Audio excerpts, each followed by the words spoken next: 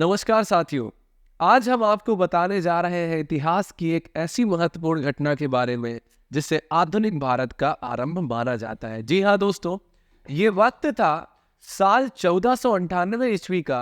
वर्तमान केरल राज्य के कालीकट तट पर समुद्र के रास्ते कुछ नाविकों ने कदम रखा, जिसके बाद मानो हमारे देश की तकदीर ही बदल गई और इसकी कहानी कुछ अलग ही ढंग से लिखी जाने लगी। दोस्तों, वो दिन था जब यूरोपीय समुद्री नाविक एवं खोजकर्ता वास्को डी गामा ने भारत की खोज की थी। बहुत से लोग ये सोच रहे होंगे कि भारत का इतिहास तो हजारों साल पुराना है, सदियों से यहाँ पर जनपद, मौर्य, गुप्त और दिल्ली सल्तनत के शासकों ने शासन किया, तो फिर कोई कैसे भारत की खोज 1498 ईस्वी में कर सकता है। तो दोस्तों, आपको बता दें कि भारत में सदियों से जितने भी आक्रमणकारी जैसे सिकंदर, मंगोल आदि आते थे, तो वो भारत को पश्चिम एशिया से जोड़ने वाले मशहूर रास्ते खैबर दर्रे से होकर आते थे। लेकिन 17 मई 1498 को वास्को डी गामा ने समुद्र के रास्ते यूरोप से भारत के केरल राज्य के कलिकट तट पर पहुंचकर एक समुद्री रास्ता खोज निकाला था, जिसे ही वास्तव में भारत की खोज माना जाता है। दोस्तों, आपको बता दें कि भारत अपने कृषि उत्पादों के लिए बहुत ही ज्यादा मशहूर हुआ करता था। विशेषकर मसालों जैसे काली मिर्च, इलायची, दालचीनी आदि के लिए बहुत ही प्रसिद्ध था, जिस कारण उस समय भारत के साथ व्यापार करने के लिए यूरोप तथा अरब के देशों के बीच में होड़ लगी रहती थी। लेकिन उस समय एशिया के प्रमुख देशों जैसे भारत, चीन, म्यांमार आदि के साथ व्यापार केवल स्थलीय मार्ग से ही होता था, जिस पर केवल मुस्लिम शासकों एवं व्यापारियों का ही क्या हुआ करता था, अधिकार हुआ करता था, और वे ही जो है इसका इस्तेमाल किया करते थे। मुस्लिम शासक उस मार्ग से यूरोपियों को व्यापार नहीं करने दिया करते थे। लेकिन जब यूरोपीय लोग भारत आने के बारे में और यहाँ की दौलत के बारे में सुनते थे, तो वो भी भारत पहुंचने के लिए उत्सुक हो जाया करते थे। इसलिए भारत के साथ व्यापार की समस्या को खत्म करने के लिए कई यूरोपीय देशों ने यूरोप और भारत के मध्य एक समुद्री मार्ग खोजने का प्रयास शुरू कर दिया।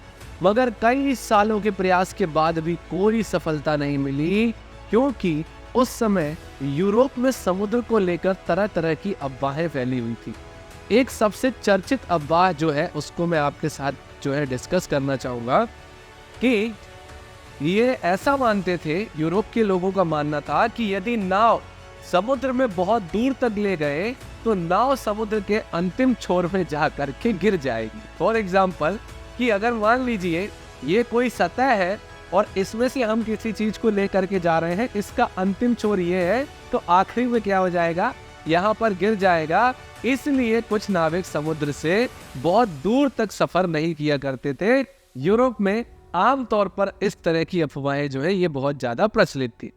1460 के दशक में पुर्तगाल के शहर सीन्स में जन्मे वास्को डी गामा ने भारत का समुद्री मार्ग ढूंढकर यूरोप के सामने व्यापार का एक नया दौर शुरू कर दिया और हमेशा के लिए इतिहास के पन्नों में अपना नाम दर्ज करा लिया।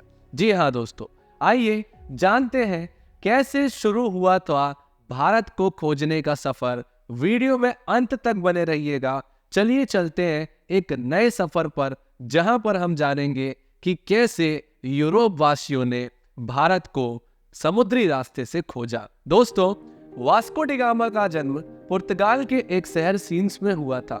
उनके पिता भी एक अच्छे नाविक एवं समुद्री खोजकर्ता थे। वास्को डी गामा का सारा बचपन अपने पिता के साथ एक नाविक और यात्रा के माहौल में ही बीता था।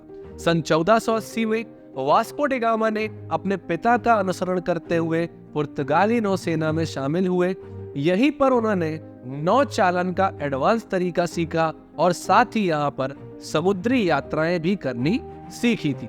उस समय पुर्तगाल के राजा हेनरी, जिन्हें हेनरी द नेविगेटर के नाम से भी जाना जाता था, वो उत्तर और पश्चिम अफ्रीका में कई सफल समुद्री यात्राओं तथा समुद्री मार्गों को खोजने के लिए आर्थिक सहायता एवं संरक्षण प्रदान किया करते थे। जिसकी वजह से बहुत से नाविक नए नए द्वीपों को खोजने की कोशिश किया करते थे। 1487 में पुर्तगाल के ही एक खोजकर्ता बार्थोलोम्यू डियाज ने अफ्रीका के दक्षिणी सिरे तक यात्रा करके ये पता लगा लिया था कि हिंद महासागर और अटलांटिक महासागर एक दूसरे से जुड़े हुए हैं। जिसके बाद वास्को डी गामा, जो समुद्री यात्रा एवं खोज में गहरी दिलचस्पी रखता था, उसने सोचा कि वह अफ्रीका से दूर दक्षिणी कोने में मौजूद केप ऑफ गुड होप के माध्यम से भारत तक पहुंचने का मार्ग खोज सकता है। इसके बाद 8 जुलाई 1497 को वास्को डी गामा ने 4 जहाज और 170 आदमियों के दल के साथ पुर्तगाल के लिस्बन शहर में अपनी यात्रा शुरू करी। वह खुद 200 टन वजनी सेंट गैब्रियल नामक जहाज में सवार हुआ और अपने छोटे भाई पाओलो को सेंट ट्रोफियल नामक जहाज का नेतृत्व सौंपकर कुछ दिनों की यात्रा के बाद मोरक्को देश के निकट कैमरून द्वीप से गुजरते हुए केप वर्दे द्वीप पहुंचा। वहीं 3 अगस्त 1497 तक रुका रहा। आपको बता दें कि ये लोग जहाज में अपने साथ पत्थरों के स्तंभ लेकर आया करते थे। क्यों लाया करते थे? तो ये लोग अपने मार्ग को चिन्हित करने के लिए महत्वपूर्ण पड़ाव पर क्या कर दिया करते थे, इन पत्थरों को स्थापित कर दिया करते थे, जिससे कि उन्हें वापसी का रास्ता क्या हो, मालूम हो।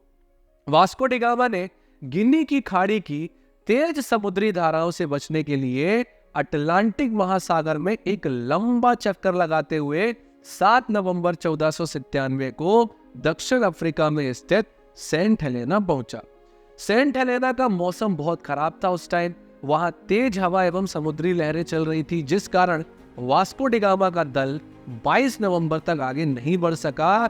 लेकिन कुछ दिनों के बाद मौसम अच्छा होने पर उन्होंने यात्रा करनी शुरू कर दी और केप ऑफ गुड होप पहुंच गए, जहां पहुंचकर उन्होंने इस जगह का अच्छे से क्या किया, दौरा किया। वास्को डी गामा जब केप ऑफ गुड होप पहुंचे तभी उन्होंने महसूस किया कि उसका भारत तक खोजने का सपना हकीकत में तब्दील हो सकता है, और फिर मार्ग को चिन्हित करने के लिए पहले की भांति वहां पर पत्थर का स्तंभ जो है इसको स्थापित किया और अपनी आगे की जो यात्रा है उसकी तैयारी करने लगा।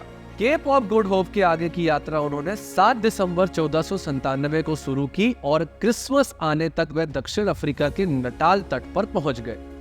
अलग अलग नदियों को भीतर और बाहर से पार करते हुए डी गामा का बेड़ा धीरे धीरे मोजाम्बिक की ओर पहुंचना शुरू हुआ। इस बीच वे लगभग 1 महीने तक यहीं पर रुके और जहाज के मरम्मत का काम भी किया। 2 मार्च 1498 को डी गामा का बेड़ा मोजाम्बिक द्वीप पर पहुंच गया।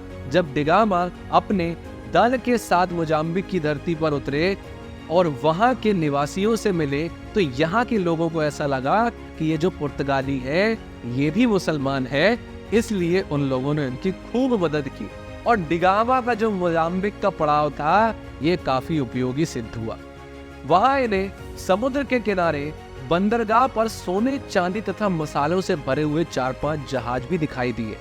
इनकी मुलाकात ऐसे स्थानीय लोगों से भी हुई जो कभी कभी भारत के समुद्री तटों की यात्रा भी किया करते थे। इससे वास्को डी गामा को पूरा विश्वास हो गया कि वह उचित दिशा की ओर आगे बढ़ रहा है और इस दिशा को समझने में भी मदद मिली जिधर अब उसे आगे बढ़ना था। 7 अप्रैल 1498 को उसका बेड़ा मोम्बासा में प्रवेश कर गया तथा यात्रा के एक और महत्वपूर्ण ठहराव मोम्बासा के ही मालिंदी में लंगर डाल दिया। मालिंदी में ही उनकी मुलाकात कांजीवलम नामक एक ऐसे गुजराती नाविक से हुई जो भारत के दक्षिण पश्चिम तट के कालीकट जाने वाला मार्ग जानता था। उस गुजराती नाविक के महत्व को देखते हुए डी गामा ने उसे भी मार्गदर्शक के रूप में अपने बेड़े में ले लिया और फिर अगले 20 दिन तक लगातार हिंद महासागर में चलने के बाद डी गामा को धीरे धीरे भारत के घाट और पहाड़ दिखाई पड़ने लगे। 17 मई 1498 को वह भारत के दक्षिण पश्चिम में स्थित कालीकट बंदरगाह तक पहुंचा। कालीकट में स्थानीय राजनयिकों द्वारा वास्को डी गामा का काफी अच्छी तरीके से स्वागत किया गया। वह यहाँ पर लगभग अगले 3 महीने तक रहा। भारत के बारे में बहुत सारी महत्वपूर्ण जानकारियां जो है ये वास्को डी गामा इकट्ठा करता रहा। वास्को डी गामा के भारत आने तथा उसकी कालीकट आने के बाद भी कई ऐसी घटनाएं हुई जिसके बारे में अभी लोगों की सहमति नहीं हो पाई है, लेकिन हम अपने किसी और वीडियो में उसके भारतीयों के साथ किए गए जुल्म और अत्याचारों की भी अलग से वीडियो बनाएंगे, वहां पर हम इसकी चर्चा करेंगे। यहां पर 3 महीने रहने के बाद वास्को डी गामा 2 साल से अधिक समय की यात्रा करते हुए 18 सितंबर को पुनः लिस्बन लौट आया। इस दौरान उसने लगभग 38,600 किलोमीटर की यात्रा की थी। इस लंबी यात्रा में उसके कुल 170 साथी थे, जिसमें से 116 की यात्रा के दौरान ही मृत्यु हो गई थी। वास्को डी गामा की इस उपलब्धि से पुर्तगाल के राजा बहुत खुश हुए और उन्होंने उसे दूसरी बार फिर से 1502 में भारत की यात्रा पर भेजा था। इतिहासकारों का मानना है कि जब डी गामा विभिन्न प्रकार के मसाले और रेशम के साथ अपने देश पुर्तगाल लौटा तो उसने केवल मसाले बेचकर ही यात्रा में खर्च किए गए पैसे से 4 गुना ज्यादा पैसा कमा लिया था। 1524 में वास्को डी गामा की कालीकट में मलेरिया से मृत्यु हो गई जब वह तीसरी बार भारत की यात्रा पर आया हुआ था।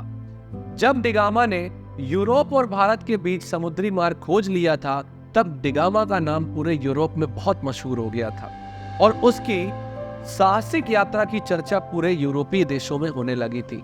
धीरे धीरे अन्य देशों ने भी इस खोज के लिए रास्ते से अभियान भारत भेजने शुरू कर दिए थे, जिस वजह से पुर्तगालियों के बाद डचेस, फ्रांसीसीज, ब्रिटिशर्स ने भी भारत में आना क्या कर दिया था, शुरू कर दिया था। साथियों, हमारा देश भारत जिसे सभ्यताओं की जननी कहा जाता है, क्या कोई हमारे देश की खोज कर सकता है? दरअसल वास्को डी गामा के साथ भारत को खोजने को हम यह भी कह सकते हैं कि यूरोप ने भारत को 1498 में देखा। उसके बाद आगे के दशक में भारत में जो भी हुआ ये आप अच्छे से जानते हैं कि कैसे भारत यूरोपीय देशों की कॉलोनी बन गया। दोस्तों, आज के लिए सिर्फ इतना ही। अगर आपको वीडियो अच्छी लगी हो तो वीडियो को लाइक करें, चैनल पर नए हैं तो चैनल को सब्सक्राइब करें और वीडियो को ज्यादा से ज्यादा दोस्तों के साथ शेयर करें। मिलते हैं आपसे हमारे नेक्स्ट वीडियो में, तब तक के लिए नमस्कार, जय हिंद, जय भारत।